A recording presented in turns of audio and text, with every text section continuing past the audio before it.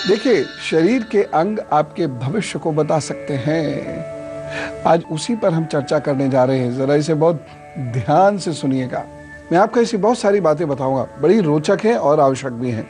जैसे पैर की उंगली यदि बड़ी हो तो उसका क्या अर्थ होता है, हाथ लंबे हो तो क्या अर्थ होता है, कानों से उम्र देखी जा सकती है कैसे, नाक क्या बताती है, गोल मटोल पेट क्या कहता है।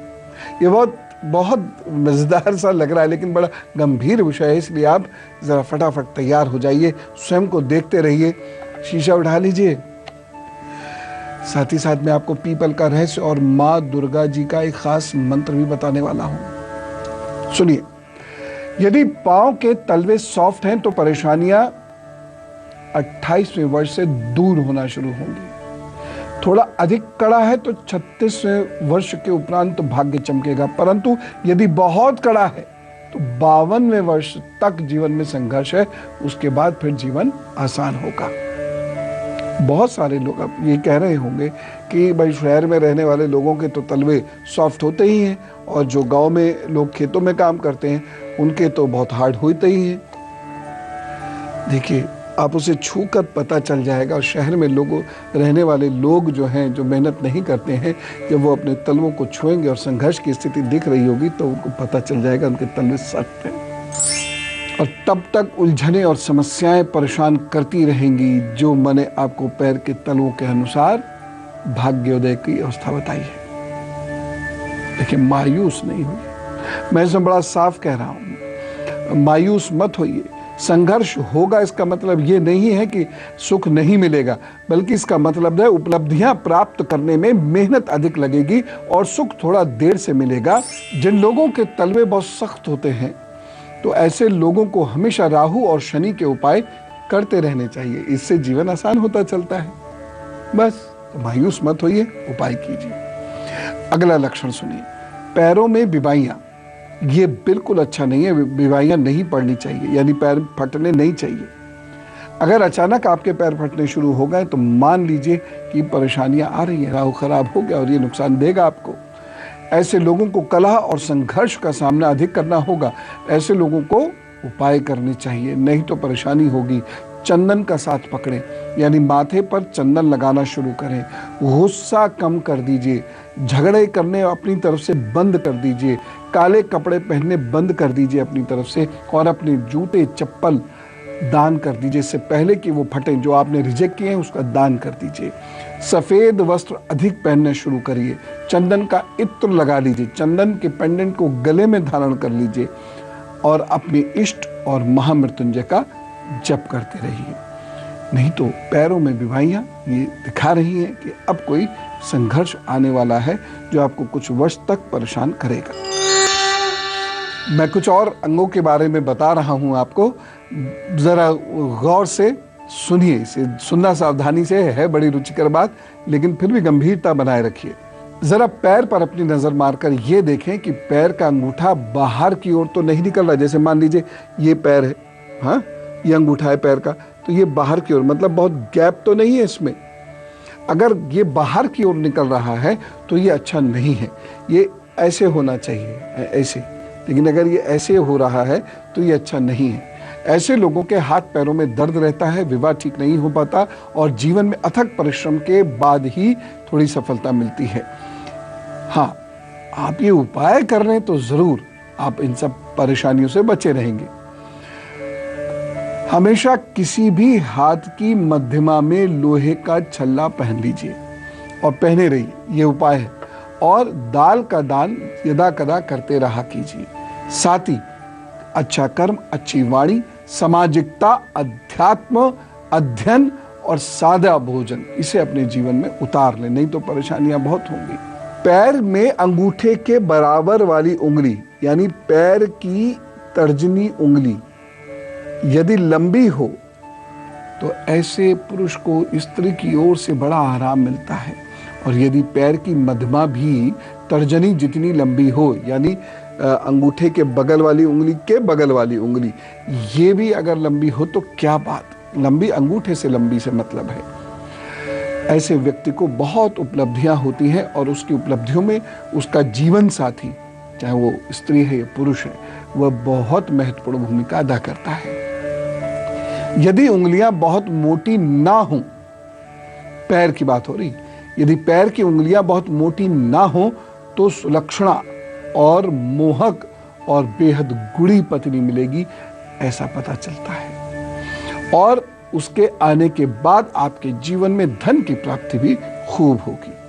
हाँ, ये जरूर है, ऐसे व्यक्ति का विवाह देर से हो सकता है, परंतु बढ़िया होगा। कोई बात नहीं, पत्नी से बोलिएगा देर से आई लेकिन दुरुस्त आई। एक बहुत महत्वपूर्ण उपाय मैं आपको बता रहा हूं। यदि आपके शरीर में कुछ दुर्भाग्य के लक्षण दिखाई दे रहे हों तो यहाँ वह आपकी बहुत मदद करेंगे, और वह महत्वपूर्ण उपाय है पीपल की पूजा का विधान।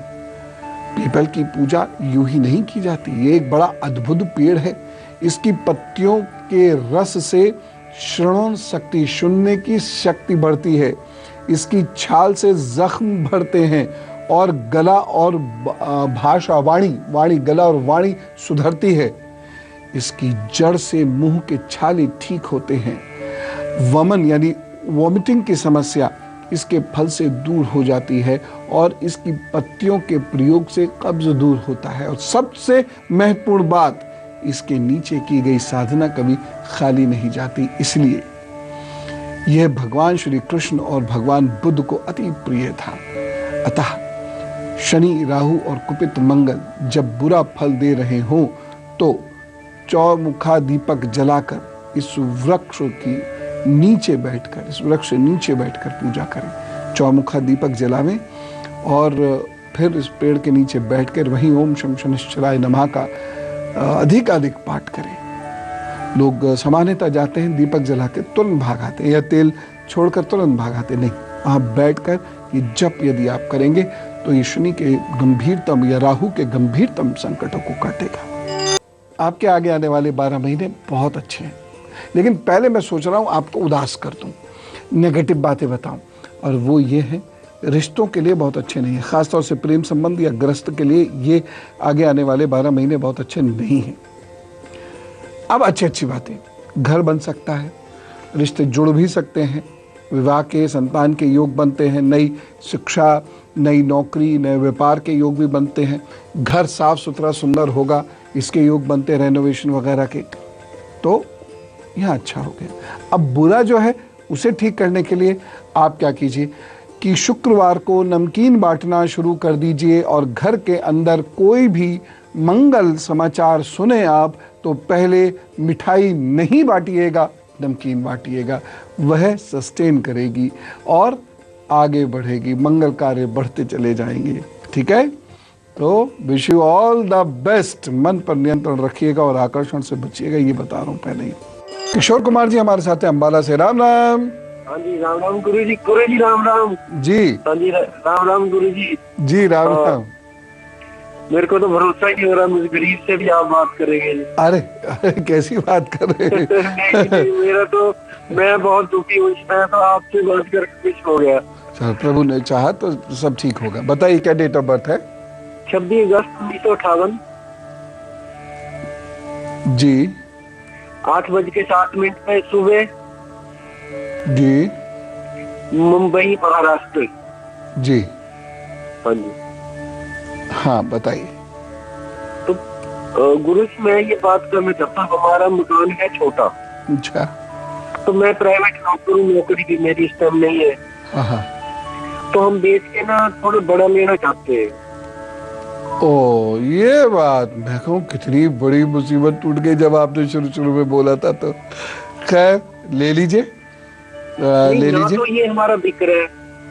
अब ऐसे कीजिए, उस मकान में नमक का पोछा लगाया करें और उसके कोनों में छोटी छोटी पोटली बनाकर पीली सरसों डाल दीजिए, तो जल्दी से जल्द बिकेगा। और उसके साथ साथ बृहस्पतिवार को थोड़ा सा गुड़ गाय को आपके घर से ज़रूर निकला करें, खिला दिया करें।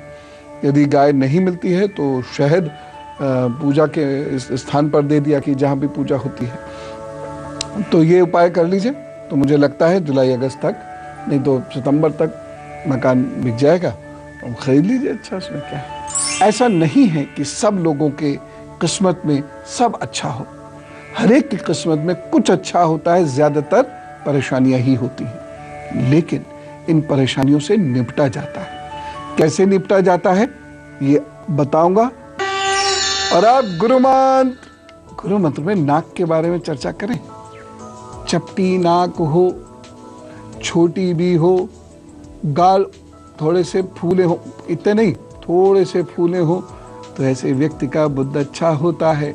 ऐसे लोग बुरे से बुरे समय में भी हंसते हंसाते रहते हैं और कठिन समय में मेहनत से बाहर आने का प्रयत्न करते हैं।